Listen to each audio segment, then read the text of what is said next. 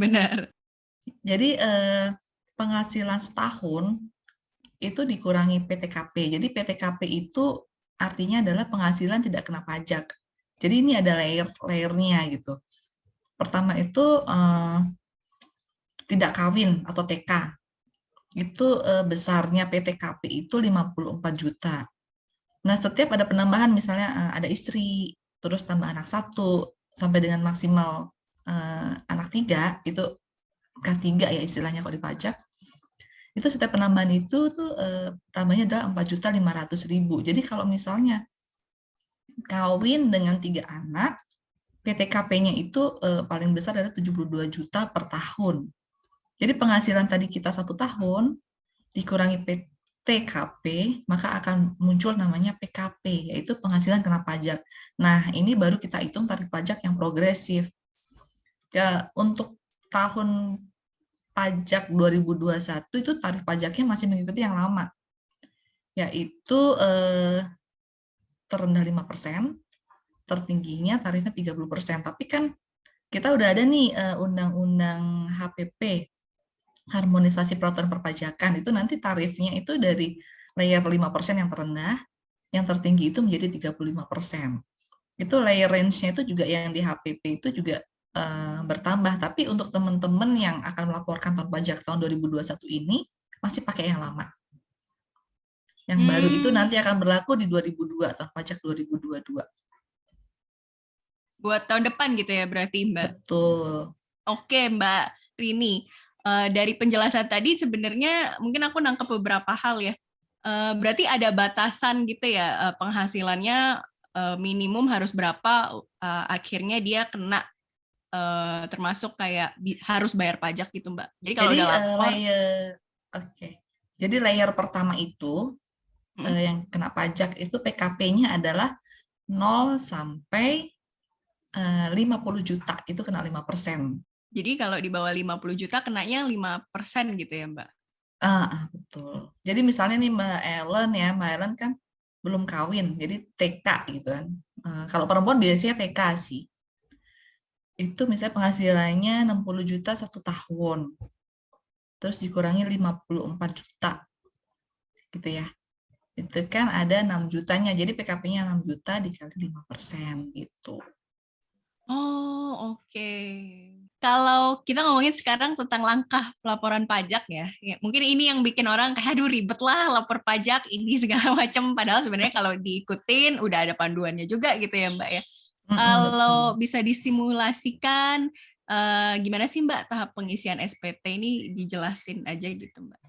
Jadi kalau zaman sekarang itu lapor pajak mudah banget ya sebetulnya ya. Jadi mereka punya banyak platform lah. Jadi dari online sampai offline itu ada semua. Jadi kalau misalnya kita tidak melapor pajak itu dan melapor pajak sampai telat gitu kan juga sebetulnya jadi pertanyaan juga gitu kan, karena semua semua media yang pajak sediakan itu sebenarnya bagus gitu. Jadi paling simpel itu untuk wajib pajak yang berstatus karyawan ya. Mereka kan dapat bukti potong 17.2A1, atau untuk kalau misalnya PNS, TNI, Polri itu tuh dapat bukti potong 17.21A2. Nah, itu sebetulnya gampang banget, tinggal disalin aja ke dalam SPT tahunannya. Yang agak ribet itu kalau melakukan pekerjaan bebas, itu harus teliti betul isinya. Jadi untuk cara mengisinya banyak cara, bisa diisi secara manual Excel file, itu bisa di-download di laman pajak.go.id. Di situ juga ada petunjuk cara pengisiannya. Jadi di Excel file yang mereka siapkan itu sebelah kanannya tuh udah ada keterangannya gitu. Ini diambil dari baris nomor berapa di bukti potong 1721A1 gitu. Jadi tinggal dipindahin aja. Jadi mudah sih sebetulnya. Terus ada juga mengisi secara offline di ISPT, yang juga bisa secara online melalui e-filing. Kalau saya pribadi sih pakai e-filing ini dengan masuk ke laman djponline.pajak.go.id itu ya cuma di rumah aja kita bisa ngisi, gitu nanti kita terima notifikasinya by email gitu bahwa Anda sudah melaporkan nomor sekian-sekian gitu. Sama yang perlu diperhatikan untuk teman-teman pendengar obsesif adalah sebelum kita melakukan ISPT, e-filing gitu ya, itu kita harus memiliki nomor EVIN dulu gitu. Nah, itu dengan cara daftar di KPP terdekat itu. Nanti bawa NPWP-nya, nanti tinggal daftar, nanti kita di email dapat aktivasi code-nya gitulah. Terus ada juga mengisi offline lalu lapornya online dengan klik e-form pada sistem layanan DJP online. Prinsip cara pengisian SPT itu adalah buat SPT, terus kirim SPT. Setelah itu kita akan terima tanda terima SPT. Kalau kita sudah terima tanda terima SPT itu artinya kita sudah melaporkan gitu SPT kita dan diterima oleh Direktorat Jenderal Pajak gitu. Nah itu urutannya gitu ya Mbak. Dari pokoknya harus punya NPWP, terus daftar aktifin EVIN-nya juga gitu ya Mbak ya. Nah, EVIN ini sendiri kalau saya kemarin daftarnya juga online ya, sekarang bisa, maksudnya kita bisa email ke KPP terdekat juga atau yang NPWP kita gitu ya Mbak ya. Berarti kan sebenarnya semuanya lebih dimudahkan gitu ya. Betul. Di masa pandemi ini. Iya. Kita nggak harus datang ke kantor pajaknya nih teman-teman. Yang penting internetnya lancar gitu aja. Bener. Mereka juga udah kasih e-formnya gitu ya Mbak ya. Sekarang kayaknya lebih mudah deh semuanya. Jadi nggak ada alasan untuk nggak bayar pajak nih ya. Ya bantu membangun negara lah. Iya, bener banget. Nah, Mbak, selain itu tadi ya yang Mbak Rini jelasin juga, ada nggak sih hal-hal lain yang perlu diperhatikan si pelapor pajak dalam membayar SPT ini sendiri? Dan, nah kita balik lagi ke tadi gitu ya, resiko kurang lebih bayar itu seperti apa, Mbak? Oke. Jadi hal-hal yang perlu diperhatikan dalam membayar pajak ya. Pajak itu adalah perhitungan pasti sudah benar, jangan sampai salah gitu. Jadi maksudnya kita harus teliti. Jadi kita juga belajar nih cara menghitung dengan teliti bagaimana gitu.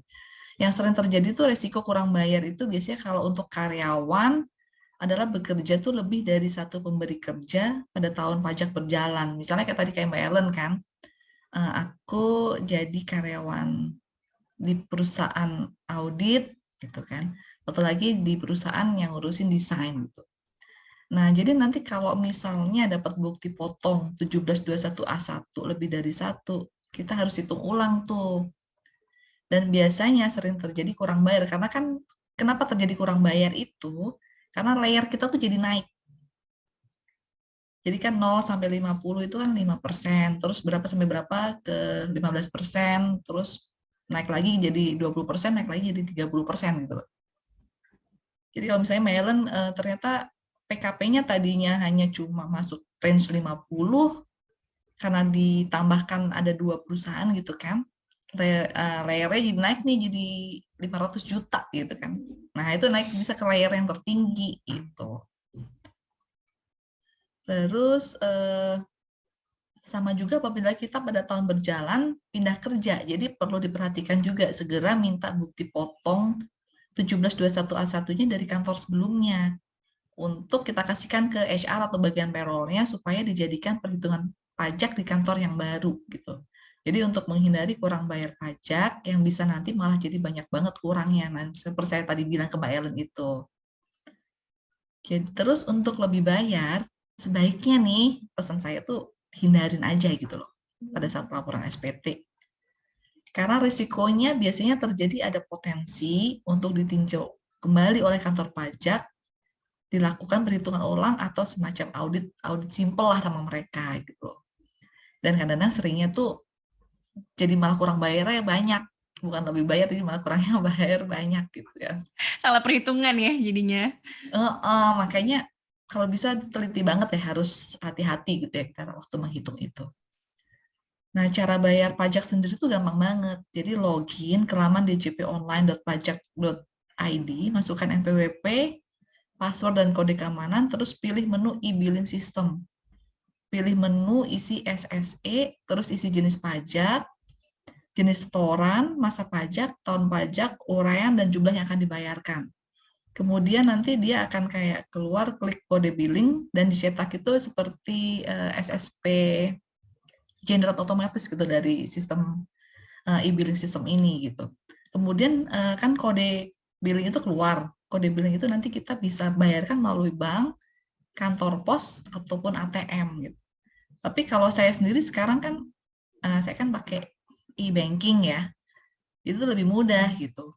Saya begitu masuk ke e-banking nih, di situ udah ada modul tax payment gitu. Nah, di tax payment itu langsung aja masukin kita mau bayar pajak untuk apa, terus nanti masanya, terus nanti tahunnya, terus setelah itu kita masukkan jumlah pajak terhutangnya. Udah nanti begitu kita proses payment, masukkan PIN, nanti nomor NTPN-nya itu nanti akan keluar dari sistem e-banking itu gitu.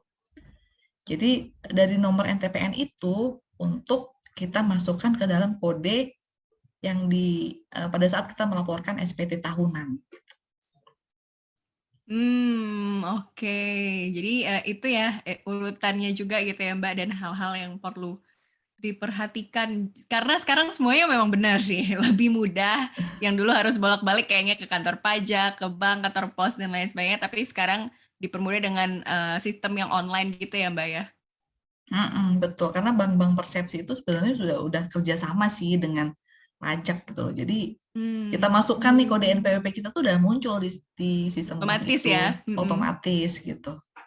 Nah, mungkin ini dari penjelasan yang tadi lengkap banget.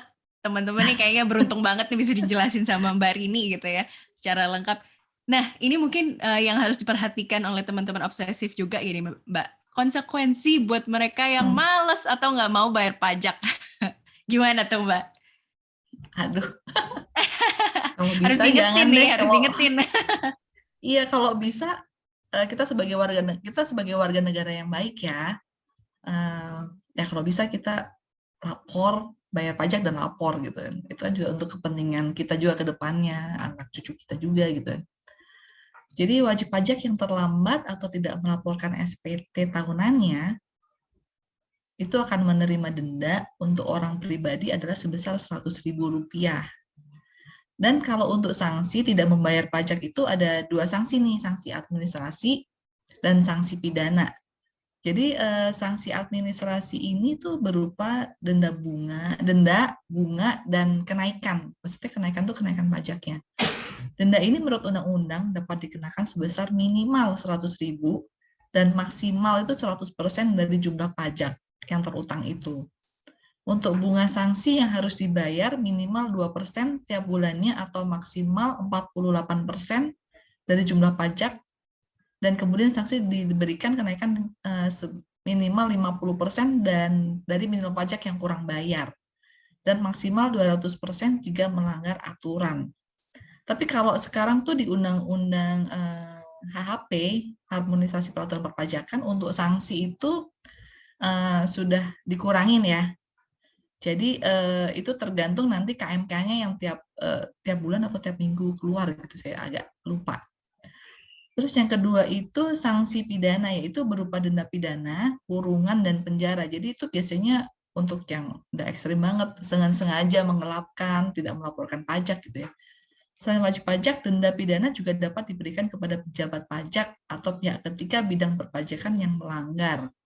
Contoh pelanggaran yang dapat dikenakan denda pidana adalah tidak menyampaikan SPT atau menyampaikan SPT yang isinya tidak benar lebih dari sekali. Jadi biarpun kita sifatnya self assessment, pajak itu juga kadang-kadang suka random check gitu ya. Maksudnya ini kamu punya ini ada penghasilan sekian, kenapa tidak dilaporkan gitu.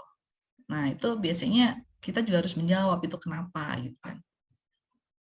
Jadi contoh pelanggaran yang dapat dikenakan denda pidana adalah tidak menyampaikan SPT atau menyampaikan SPT yang tidak benar lebih dari sekali. Ancamannya sanksi denda mulai dari 1 kali jumlah pajak terutang hingga 1 miliar.